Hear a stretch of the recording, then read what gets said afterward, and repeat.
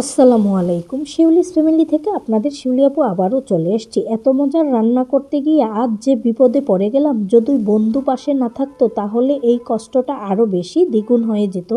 তো দেখাবো কোন বন্ধু ছিল পাশে। তো এইখানে একটু একটু সবজি জমানো হয়েছে, এগুলাকে কেটে নিব। এখানে হরেক রকমের সবজি আছে, একটু একটু করে সব কিছু কেটে নেওয়া হবে। তারপরে এই যে আগে থেকে মুরগির মাংস মশলা দিয়ে মাখা ছিল, তো সেটাকে দিয়ে দিলাম চুলায়, আর চুলা জ্বালিয়ে দিয়ে এখন দিয়ে দিলাম নতুন আলু। তো বাজারে তো এখন পুরান আলুর অনেক চাহিদা, অনেক দাম, তাই নতুন আলুটা একটু কম মনে হচ্ছে, তাই নতুন আলুই নিয়ে আসছে ছেলে। অন্য চুলাতে কড়াই বসিয়ে এখানে দিয়ে দিলাম পেঁয়াজ, কিছু কাঁচামরিচ দিয়ে তেলের সাথে হালকা ভেজে নিব। তো এই তো নেড়ে চেড়ে ভাজা হবে। এই যে ভেজে নিতেছি। এক চুলায় তো মুরগির মাংস বসানো হয়েছে, আর আরেক চুলায় তারপরে সামান্য একটু পরিমাণ যতটুকু লাগে সেইটুকু লবণ দিয়ে নিলাম, আর সামান্য একটু হলুদের গুঁড়া নিয়ে নিব। এই সামান্য একটু হলুদের গুঁড়া দেওয়াতে কি হয়েছে, কালারটা অনেক সুন্দর আসবে। তারপরে ওই যে সবজি দেখতে পাচ্ছেন ছোট ছোট কুচি করে কাটা হয়ে গেছে। এখানে লাউয়ের সিল্কা, নতুন আলু, গাজর, ফুলকপি, আরও কিছু দেওয়া হবে পরে। তো এখন এগুলাকে এই তেলের সাথে মিশিয়ে নিব। এই যে, আর এই ভাজিটা আমার বাসায় ছেলেরা খুব পছন্দ করে। তারপরে ওই যে বিপদে পড়ে গেলাম, দেখতে পাচ্ছেন সিলিন্ডার চুলা অফ হয়ে গেছে, গ্যাস নাই। লোককে ফোন দিতেছি, সেও ফোনটা রিসিভ করতেছে না। তারপরে এই যে বিপদের বন্ধু হচ্ছে এই কিয়ামের ইলেকট্রিক চুলাটা।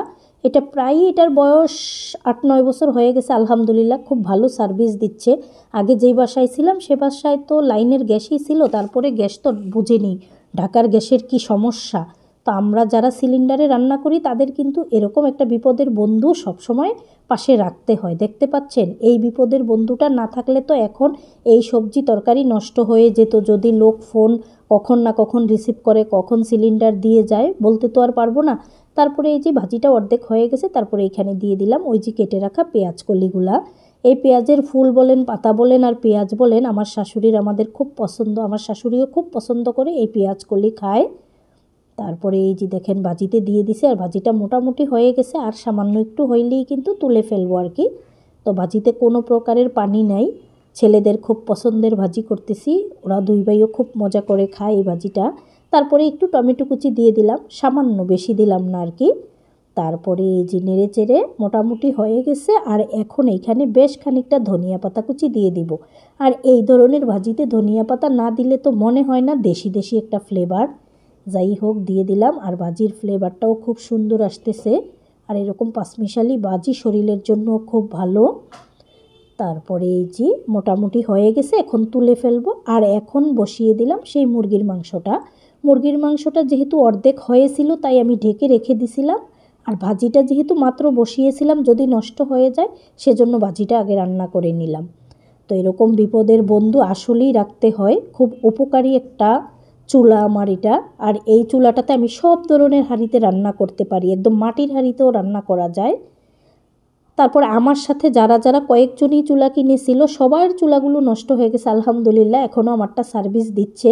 তো এরকম চুলা আর পাওয়া যাচ্ছে না। আমার খালা কেনার কথা ছিল, তারপরে খালা আবার অন্য একটা চুলা কিনেছে। তারপরে এই যে দিয়ে দিলাম ফ্রোজেন করা মটর সিম। দেখতে পাচ্ছেন শীতে মুরগির মাংস, নতুন আলু আর এই মটর সিম দিয়ে কি যে মজার একটা খাবার হবে। তো এই মটর সিম কিন্তু এবছরের নয়, ফ্রোজেন করা ছিল গত বছরের। আর আমি ফ্রিজে মাছ মাংসর থেকে কিন্তু এই বাজিবুজি জিনিসগুলো বেশি রাখতে চেষ্টা করি, আমার কখন কাজে লেগে যায় সেজন্যে আর কি। সবাই হাসে যে মাছ মাংস নাই, অত কিছু ফ্রিজে কি। আসলে দেখেন ফ্রিজে কি রাখি আর কি। যাই হোক, তারপরে একটু ঝোলের জন্য গরম পানি দিয়ে দিলাম, আগে চুলায় বসানো ছিল সেই পানিটা। আর এখন কিন্তু আস্তে আস্তে হয়ে যাবে মাংস, আলু আর মটর সিম সিদ্ধ। তো হইতে থাকুক, আর সেই ফাঁকে মালয়েশিয়া স্টাইলে একটু ধনিয়া পাতা দিয়ে দিলাম। খান সাহেবরা মালয়েশিয়াতে মুরগির মাংস একটু ধনিয়া পাতা দিয়ে খায়, তাই আমিও ধনিয়া পাতা দিয়ে দিলাম। যেহেতু নতুন আলু দিয়েছি, মটর সিম দিয়েছি, আসলেই ফ্লেভারটা খুব ভালো আসবে। আর ওই যে গল্প করতে করতে দেখতে পাচ্ছেন রান্নাগুলো শেষ হয়ে গেছে, আর এখন ছেলেদের খেতে দিব, তাই বাটিতে নিয়ে নিলাম। তো মুরগির মাংসটা মাশাল্লাহ খুব সুন্দর লাগতেছে। এইখানে ওই যে পাঁচমিশালি ভাজিটা, আর এই যে এখন দেখাবো ওই যে সরকারি ডাল। আমি এটাকে বলি সরকারি ডাল, যেহেতু আমি ছোট ছেলের ডাল পছন্দ করি না, বড় ছেলের আবার ডালটা খুব পছন্দ। তো সে ডাল খাবেই, তার জন্য ডাল রান্না করতে হয়, সেজন্য ওর জন্য একটুখানি ডাল রান্না করে দিছি।